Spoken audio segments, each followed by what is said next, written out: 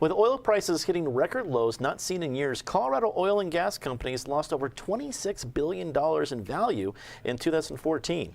Some companies have halted drilling and others are weighing future exploration decisions. Like we did last time, we'll change format a little bit. Amy, we're going to start with you. You're from Weld County. That's the epicenter of oil and gas development in Colorado. Oil is up and down. It's not like it's always going to be. Colorado's used that since it was discovered here. But how has this most recent change been dealt with? Boy, there's a great question. I had a gentleman that I spoke with at length, one of the bigger producers in Weld County, and he said, you know, this is a market cycle. This is just, and we know that.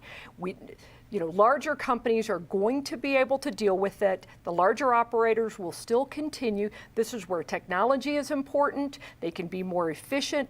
And as he said, when we're producing at $100 a barrel for gas, it's great for us. He goes, but we also know that the other side is coming, and that's great for consumers. It's simply the law of supply and demand. They know that. They're preparing for it. What does that look like? We don't know, because we don't know how long a global commodity like oil will continue at $50 a barrel, or where I think it even dipped below that. There are certainly people in Weld County wondering, okay, now do we go back into construction after we left construction and went into oil and gas? But I just think we're a little smarter than we were back in the 80s when absolutely it destroyed the economy. But and I think Weld County is well positioned with no debt, no sales tax, and much of what we do we pay for with cash. So while it is not great for increasing the job market or increasing jobs or anything like that, it is still great for consumers. Great for consumers. Ed, with your experience at the Denver Business Journal, I'll tap into that. What do you see in other sectors responding to probably at least oil companies losing so much in value in Colorado? Well, I would imagine that Colorado has gotten hit pretty hard with the very true moniker. We're the most expensive place to live in between the coasts right now, and I mean one of the reasons is, you see these booming industries. People are moving here. Hey, we can jack the heck out of rent prices in apartments. I think this will actually probably hit that market a little bit. Maybe bring some of that demand down. Maybe that'll be good for people as well.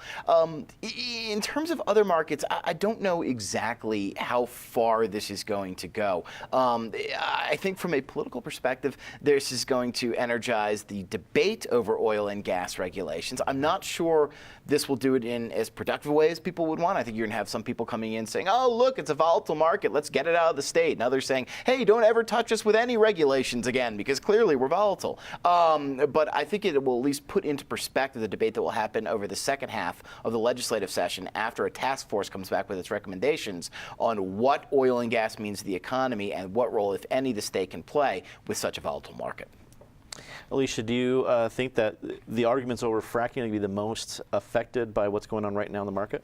I think it might take some of the heat out of the arguments. I mean, for those who are motivated by the direct effect that some of this activity has on them, with the lessening of the activity, one would think it kind of takes a little bit of the pressure off to get it done right away. I mean, there are other political reasons that you might want to get it done, i.e., when the pressure's off, that's actually the best time for cooler heads to get together and try to come to an agreement on some legislation that might actually pass.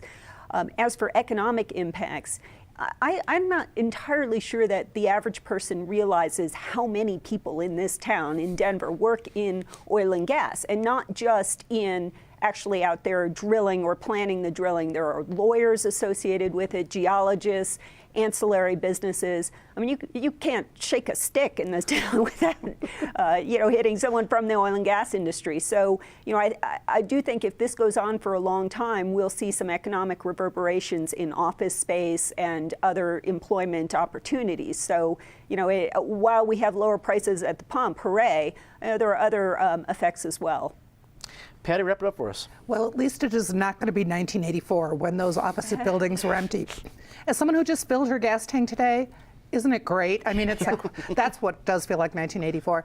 I think this is a time where it can be a cooling off. People can talk about fracking. You won't have the intensity, we must do it now. Colorado is certainly better off than, say, North Dakota, because we've got a much more diverse economy.